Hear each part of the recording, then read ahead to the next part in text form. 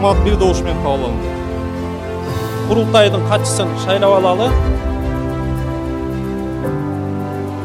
Bir mandatты шайлоодон мен баш тарттым.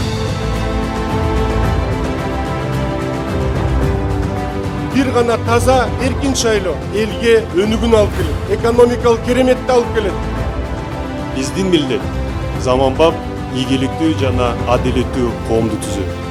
Нужно идти и менять жизнь к лучшему не только наших детей, но и всей нашей страны, нашего Кыргызстана. Чындык ачуу, чындык оор, чындык татаал, чыдагыла, эч кимден коркпогула. Кайсы бийликтин жетекчиси болбосун көзүнө тике карап чындыкты айтып келди. Мына ушундай кишилер менен баратабыз биз. Чындап эле принципиалдуу адамдар топтолду. Эл үчүн, жер үчүн күйгөн, иштеген адамдар топтолду. Урдабаган, алдабаган адамдар топтолду. Негизги максатыбыз теңдик, эркиндик, эркин атаандашуу. Мен сиздер менен чогумун. Кудай буйруса, чогуу ийгиликке жетебиз. Рахмат.